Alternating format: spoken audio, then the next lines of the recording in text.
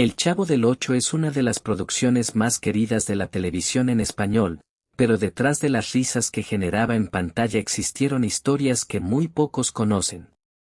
En este video vamos a descubrir qué pasaba realmente cuando las cámaras dejaban de grabar. Hablaremos sobre la enfermedad que sufrió María Antonieta de las Nieves por interpretar a la Chilindrina durante tantos años, sobre la supuesta premonición de muerte que hizo don Ramón, y sobre los celos que existieron dentro del elenco. Quédate hasta el final porque los detalles son sorprendentes. La serie se dobló a múltiples idiomas y logró hacer reír a audiencias de distintos países, pero fue en Latinoamérica donde alcanzó un estatus casi sagrado. En México se convirtió en un símbolo de identidad nacional, y de ese programa surgieron personajes inolvidables como el Chavo, Kiko, la Chilindrina, don Ramón, doña Florinda y doña Clotilde. Sin embargo, detrás de la simpática vecindad que veíamos cada semana, existían tensiones y conflictos entre los actores que muchas veces se salieron de control. Casi todos los seguidores del programa creen conocer cada rincón de esa vecindad, pero hubo un espacio que permaneció oculto durante mucho tiempo. Cada vez que aparecía un personaje nuevo, se revelaba también una nueva parte del set, y esas locaciones terminaron formando parte de la mística que rodeaba las creaciones de Chespirito. Sin embargo, en un momento particular, algo quedó al descubierto sin que fuera planeado. En el capítulo Los Yeseros, emitido en 1974, la cámara capturó por unos segundos un callejón poco usual que conducía a otra sección de la vecindad. Ese pasillo llevaba directamente al departamento número 8, el lugar donde vivió el Chavo antes de mudarse al Barril. Según se cuenta en el libro El diario del Chavo del Ocho, el niño vivía ahí junto a una señora mayor, y solo al fallecer ella se vio obligado a instalarse en el tonel por no tener recursos para pagar una renta. Esa fue la única vez que el público pudo ver ese sector escondido de la vecindad. Algo parecido ocurrió con el problema de salud que enfrentó la Chilindrina.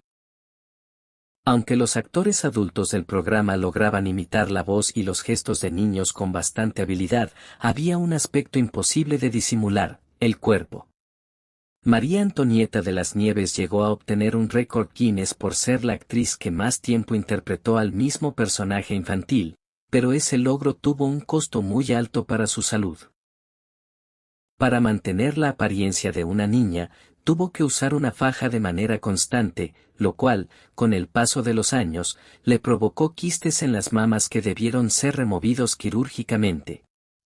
El problema no terminó ahí, ya que después de convertirse en madre no pudo amamantar a su hijo porque los tumores bloqueaban los conductos, y la infección llegó a ser tan grave que estuvo cerca de necesitar una cirugía de emergencia.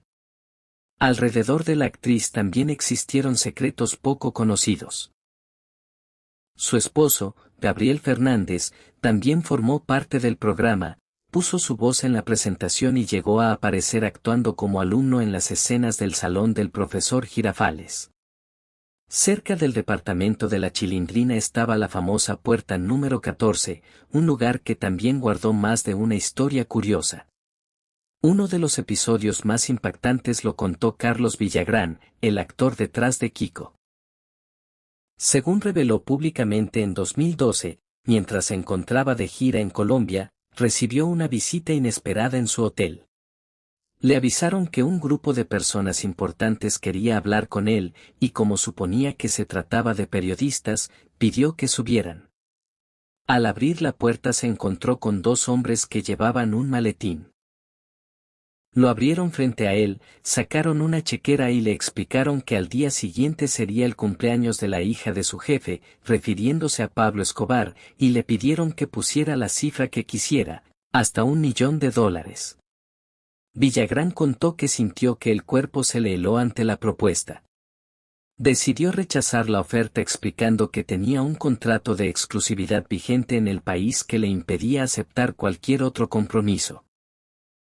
Los hombres cerraron el maletín y se retiraron sin problema, pero él quedó con la preocupación de que hubiera consecuencias por decir que no. con el tiempo se enteró de que otros integrantes del elenco, entre ellos Roberto Gómez Bolaños y Florinda Mesa, sí asistieron a esa fiesta, y hasta existen fotografías que respaldan esta versión. Aún así, Villagrán ha dicho siempre que su decisión lo dejó con la conciencia tranquila. Hablando de Kiko, muchos se preguntan por qué a veces se escribe con Q y otras con K. La explicación tiene su propia historia. El personaje originalmente se escribía con Q, pero Villagrán tuvo que modificarlo acá para poder seguir haciendo presentaciones con el personaje que había creado junto a Gómez Bolaños. Esto ocurrió después de que perdiera gran parte de sus ahorros al invertir en una marca de ropa llamada Kiko's World, negocio en el que los inversionistas terminaron desapareciendo con su dinero. A eso se sumó una disputa legal por los derechos de autor, lo que lo llevó a cambiar la inicial del nombre para poder continuar trabajando de manera independiente. Más allá de los problemas legales, la relación entre Villagrán y Gómez Bolaños se fue deteriorando con el tiempo, en parte porque el público mostraba más entusiasmo por Kiko que por el propio Chavo. La ruptura se hizo evidente en 1977, durante una presentación en el Estadio Nacional de Chile ante 35.000 personas, un evento tan esperado que Augusto Pinochet declaró feriado nacional para que las familias pudieran asistir. Cuando cada personaje salía al escenario, el público reaccionaba con entusiasmo, pero fue la ovación que recibió Kiko la que más llamó la atención, especialmente la de Gómez Bolaños. En el vuelo de regreso a México, visiblemente molesto, le dijo a Villagrán que iba a descontarle parte de su sueldo porque, según él, no correspondía a lo que representaba su personaje.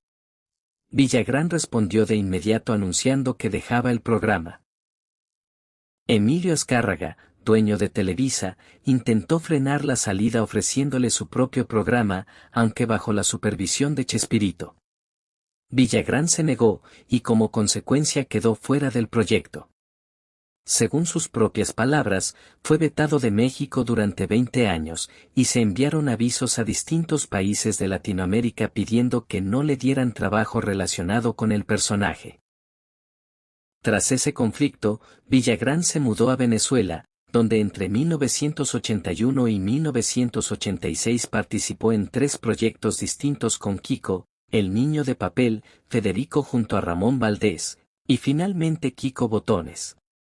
Un año más tarde recibió una propuesta de Canal 13 para producir su propio programa junto a su gran amigo Ramón Valdés, pero el proyecto tuvo que posponerse debido a que el actor no se encontraba bien de salud. Precisamente sobre Ramón Valdés existe un dato que llama mucho la atención. Su última escena grabada ocurrió en un cementerio. En ese capítulo, Don Ramón y Kiko competían para ver quién tenía más valentía visitando un panteón durante la noche. En la grabación se ve a Don Ramón caminando entre la niebla artificial hasta desaparecer entre las sombras.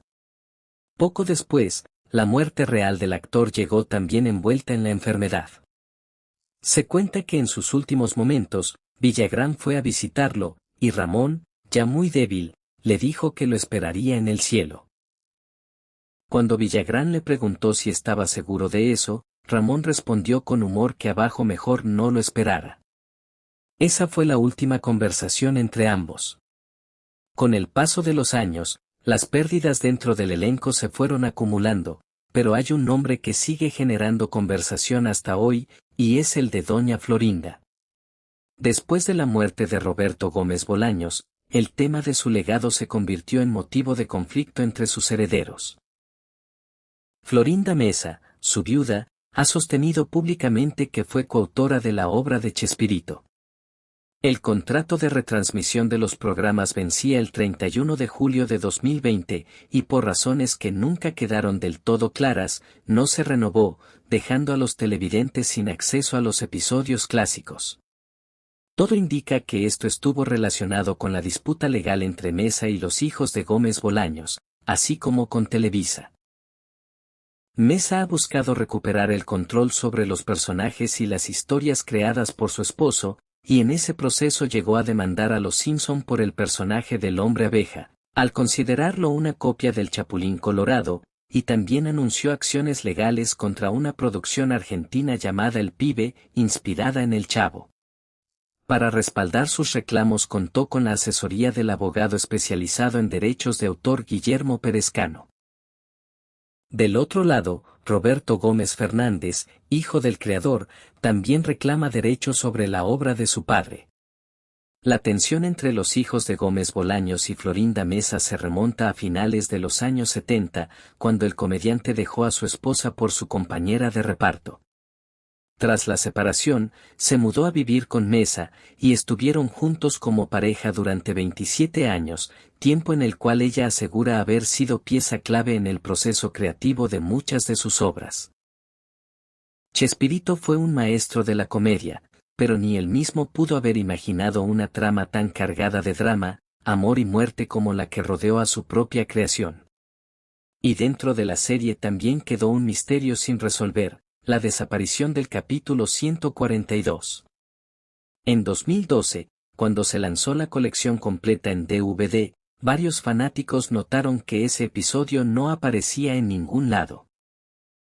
Según se supo después, la idea original era mostrar la muerte del Chavo tras ser atropellado por un auto, buscando generar un fuerte impacto emocional en el público.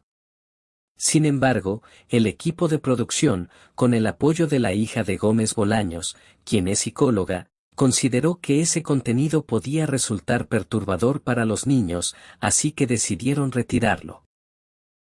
La trama terminó convirtiéndose en un juego entre el Chavo y Kiko fingiendo haber sido atropellados, aunque la idea original detrás de ese capítulo resultó ser mucho más oscura de lo que parecía. Los secretos, los misterios y las anécdotas detrás de este programa siguen saliendo a la luz, especialmente después de la partida de Chespirito. Si te gustó este video, déjanoslo en los comentarios, porque seguiremos descubriendo lo que se escondía detrás de la vecindad más querida de México. Esto ha sido Lo Oculto Tras la Pantalla. Nos vemos en el próximo video.